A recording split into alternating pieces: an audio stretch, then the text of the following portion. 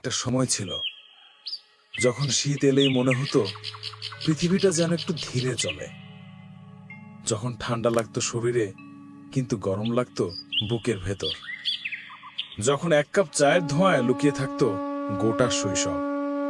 আজ সেই গল্পই বলবো।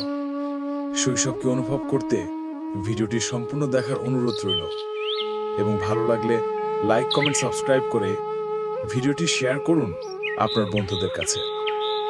1990-এর দশক থেকে 2005 পর্যন্ত বাংলাদেশের গ্রাম শহরের শীতের গল্প, যে শীতটা এখনো আমাদের বুকে জ্বলে।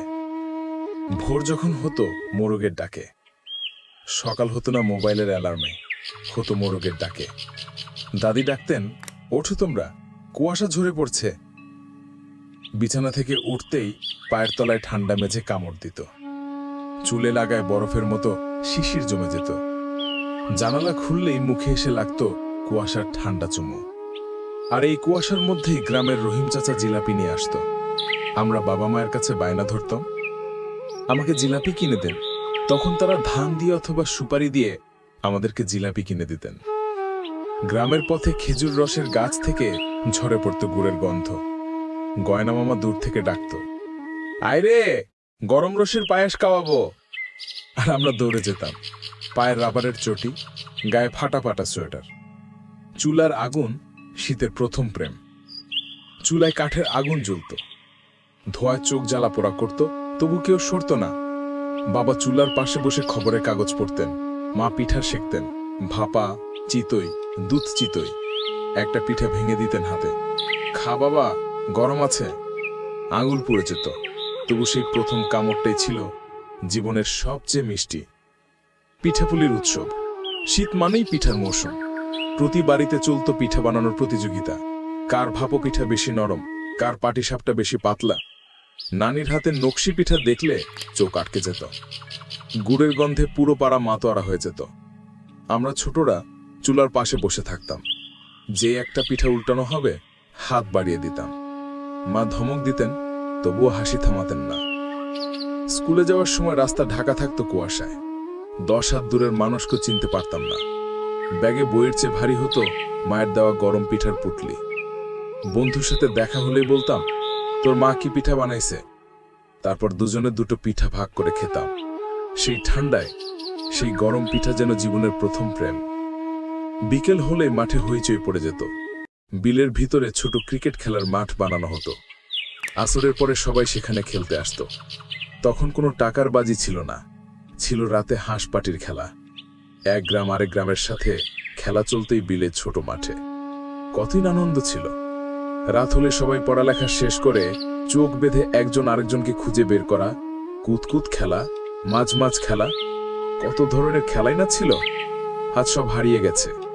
বর্তমান জেনারেশন এই সমস্ত খেলা কি চিনেই না। মা হাঁস পালতো, আমাদেরকে পাঠাতো শামুক খোঁজার জন্য।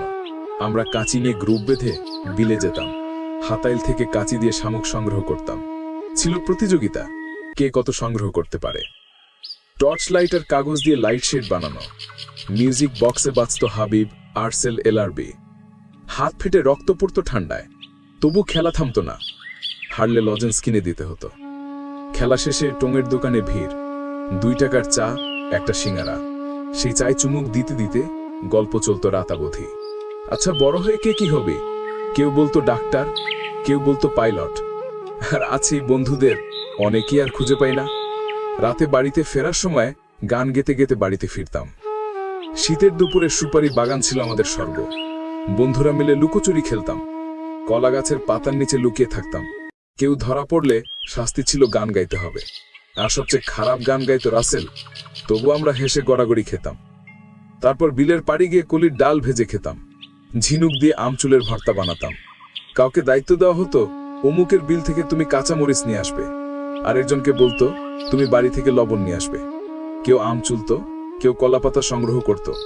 আমের ভর্তা বানানোর জন্য সবাই একসাথে বসে খেতাম আর বলতাম, সেই স্বাদ, আহ, আজ 5 তারা হোটেলেও সে স্বাদ পাই না। তখন প্রচুর পশু পাখি ছিল। বাগানে ছিল টিয়া পাখি, ঘুঘু, আরো অনেক জাতের পাখি।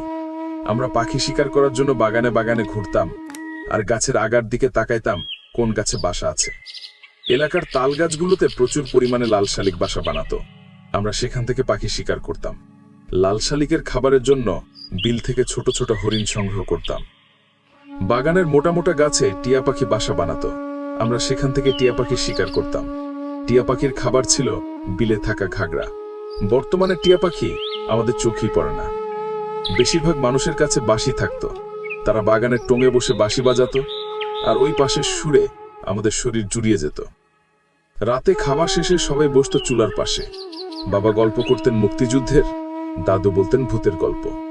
আমরা ভয়ে দাদুর গা জড়িয়ে ধরে থাকতাম। তারপর একটা বড় কম্বলে সবাই গুটিসুটি বেড়ে ঘুমোতাম। বাইরে শীতের হাওয়া বইত, কুকুর ডাকত, কিন্তু ভিতরে ছিল শুধু উষ্ণতা আর নিরাপত্তা। কেউ এলে বাড়ি যেন মেলা বসে যেত। মা তাড়াহুড়ি করে মুরগি কাটতেন, বাবা দোকান থেকে মিষ্টি আনতেন। আমরা ছোটরা অতিথির পকেট থেকে চকলেট বের করার জন্য লেজুর বৃত্তি করতাম। এক প্লেট ভাত আর হাসি ছিল আতিথেয়তার সবচেয়ে বড় প্রমাণ। নানা বাড়ি যাওয়ার জন্য বাবা রিক্সা ঠিক করত, আর তখনকার রিক্সাগুলো এত সুন্দর করে সাজানো থাকতো বলে বোঝাতে পারবো না। মা যখন রিক্সায় বসতো, কাপড় দিয়ে রিক্সাকে এমনভাবে মোড়ানো হতো যাতে বাহির থেকে কেউ দেখতে না পায়। তখন এত গাড়ি ঘোড়া ছিল না। মাইলের পর মাইল মানুষ মানুষকে দাওয়াত দেওয়ার জন্য হেঁটে যেত।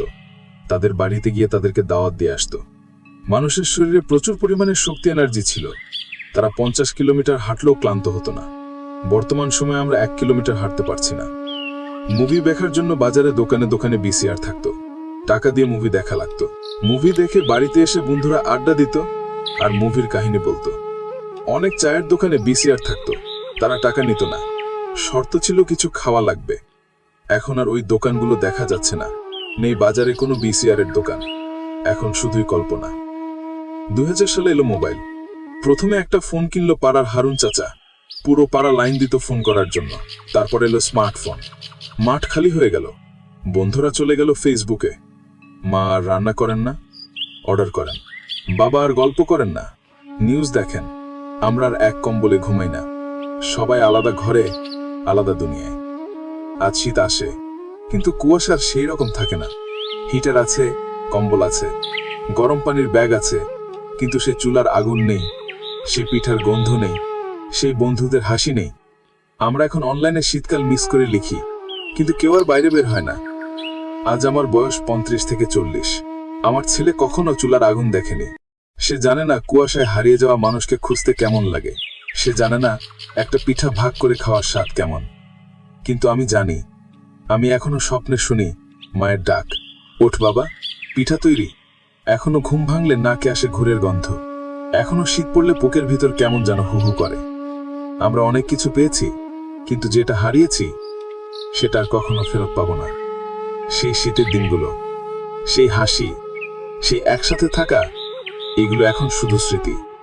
কিন্তু এই স্মৃতিগুলোই আমাদের বাঁচিয়ে রাখে। যতদিন এই স্মৃতিগুলো বেঁচে থাকবে, ততদিন আমরাও বেঁচে থাকব।